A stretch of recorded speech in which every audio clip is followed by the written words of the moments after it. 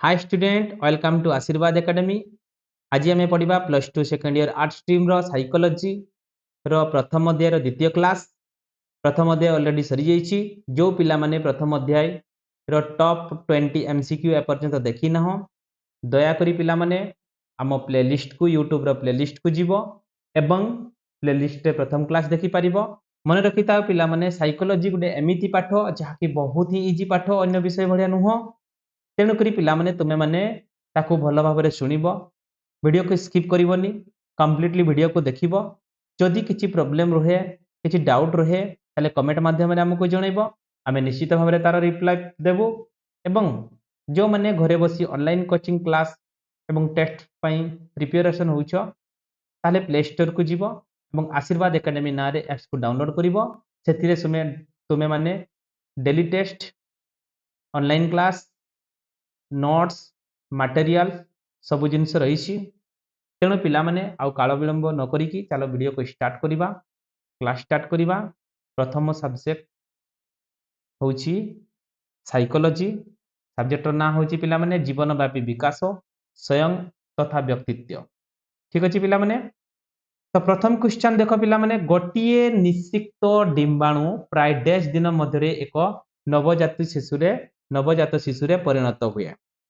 The right answer पिला माने 280 दिन। 280 दिन। नेक्स्ट क्वेश्चन मातृगर्भरे शिशुटी प्राय डैश सप्ताह रही थाए। मातृगर्भरे शिशुटी प्राय 40 सप्ताह रही थाए। विकासर अधिकांश लक्षण डैश अटे। विकासर अधिकांश लक्षण डैश अटे। विकासर अधिकांश लक्षण सहसंबंधी अटे। गोटिए निश्चित डिंबाणु को डैश कहा जाए। गोटिए निश्चित डिंबाणु को एक जुग्मज कहा जाए। एक जुग्मज कहा जाए। डैश जनन सूत्रिका झियो जन्म पाई दायी। राइट आंसर ऑप्शन को डबल एक्स एक्स एक्स। प्राक जनन काल रे डैश माध्यम रे शिशु मां ठारू खाद्य ग्रहण करे। प्राक जनन काल रे डैश समय गर्भनाल माध्यम रे शिशु शुक्राणु और डिंबाणु डैश मिलन सृष्टि हुए। शुक्राणु और डिंबाणु गो जुग्मज जुग्मज माध्यम रे सृष्टि हुए। विकास डैश रु स्वतंत्रता को गति करिताय। विकास डैश रु स्वतंत्रता को गति करिताय। क साधारण। किशोर मानकर जौन ग्रंथर निःसृत होता सेक्स हार्मोन को डैश कहा जाए। द राइट आंसर पिला माने को एंड्रोजन। डैश विकास एक नियम नुहे। डैश विकास ग निर्भरशीलता। द राइट आंसर पिला माने ग निर्भरशीलता। नेक्स्ट क्वेश्चन गर्भधारण डैश मासरे शिशुटी मां पेटरे तार चक्षु खोली पारे। 6 मास। 6 मासरे शिशुटी मां पेटरे तार चक्षु खोली पारे। डैश किशोर किशोरी चिंतन विशेषता अटे। डैश किशोर किशोरी चिंतन विशेषता अटे आत्मकेन्द्रिक निर्भरशीलता यौनगत परिपक्वता एवं स्वेच्छाचारिता। द राइट आंसर पिला माने आत्मकेन्द्रिकता। एक निर्दिष्ट बयस रे सामाजिक प्रत्याशा को डैश कहा जाए। एक निर्दिष्ट बयस रे जो समाजर प्रत्याशा रही सामाजिक प्रत्याशा रही ताको कौन कहा जाए ना विकासात्मक कार्य। जीवन डैश ठारू आरंभ होता है।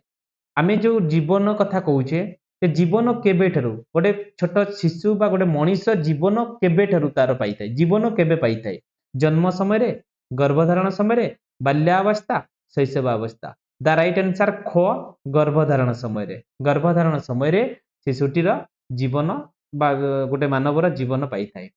भ्रूण समय गर्भधारणर डैश सप्ताह ठारू आरंभ होता है। गर्भधारणर कौ सप्ताह ठारू ना द्वितीय सप्ताह ठारू आरंभ होता है। जन्म हेबा दिन ठारू आरंभ करी 6 वर्ष पर्यंत जन्म दिन हेबा ठारू आरंभ करी 6 वर्ष पर्यंत समय को डैश कहा जाए। जो दिन गोटे शिशु जन्म होची ता ठारू आरंभ करी 6 वर्ष पर्यंत बाल्यावस्था शैशवावस्था किशोर अवस्था बा नवजात अवस्था। द राइट आंसर पिला माने होची शैशवावस्था। अपराध प्रवणता डैश समय एक समस्या।